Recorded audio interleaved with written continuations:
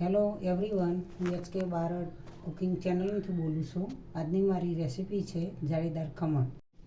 લોટ લેવાનો, ચણાનો, બેસન લ્યો, ચણાનો લોટ લ્યો, કોઈ પણ લોટ તમે લઈ શકો છો. જે લોટ લીધો એ પ્રમાણે પાણી લેવાનું, તે પ્રમાણે જ પાણી લેવાનું, એક્ઝેક્ટ માપ પ્રમાણે.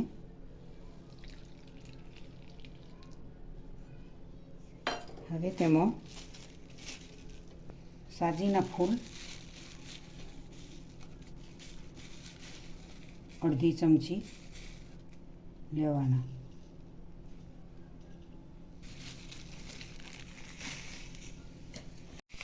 લીંબુના ફૂલ એડ કરવાના, વધારે નથી કરવાના, એટલા એડ કરવાના, તો એમાં ખટાશનું પ્રમાણ મળી રહે. સોડા અને લીંબુના ફૂલ નાખવાથી આ રીતે ફેણ આવશે અને હલાવવાનું છે. ધીમે ધીમે હલાવતા જવું. તેમાં 1 ચમચી ખોળ એડ કરવી, મૂકી દઈશું. હવે તેમાં 1 ચમચી મોટી તેલ વેડવાનું છે.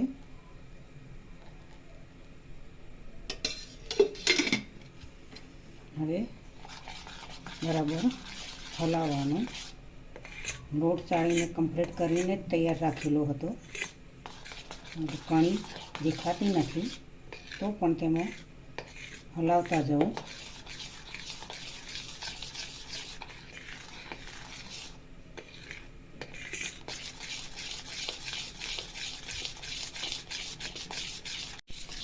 આ રીતે હલાવતા જવું. ખીરું બરાબર તૈયાર થવા લાગ્યું છે. તમારા પાસે લીંબુના ફૂલ ના હોય તો છાશ પણ તમે અંદર વેડી શકો છો ખટાશના પ્રમાણ માટે. બરાબર. હવે તેને પાણી પણ ગરમ થઈ તો આ ખીરાને અંદર મૂક્યા પછી લગભગ 15 મિનિટ રાખવાનું. 15 મિનિટ સુધી ખોલવાનું પણ નહીં, આરામથી થવા દેવાનું. તેમાં જીરું એડ કરીશું. તેલ ગરમ થવા દઈએ. હવે પાણી લીધું છે તેનું અડધી વાટકીથી ઓછું પાણી છે કરીશું. ખોળ પણ એડ કરીશું નોર્મલી. હવે તેમાં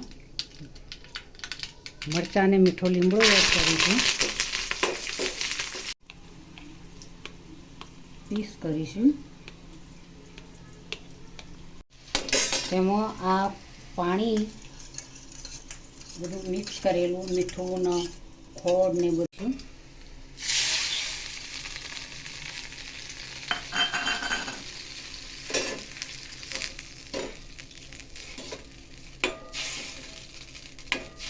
નોર્મલી તલ એડ કરીશું.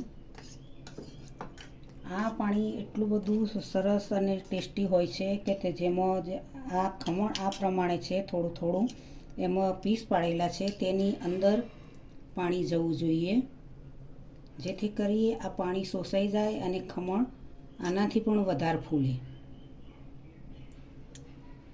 પોચું પોચું બની જાય.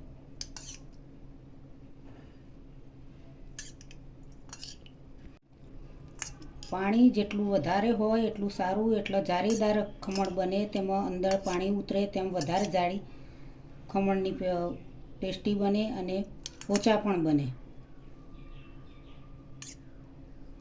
હજુ પણ જેટલું પાણી વેડવો એટલું વધારે સારું.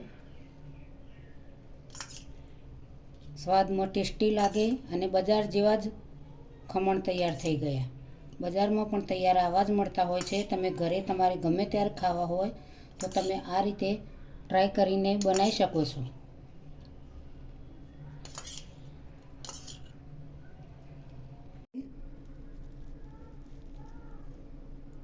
જાળીદાર ખમણ તૈયાર થઈ ગયું છે. આ રીતે તમે આ પાણી ભાતની રેસીપી તૈયાર થઈ ગઈ છે.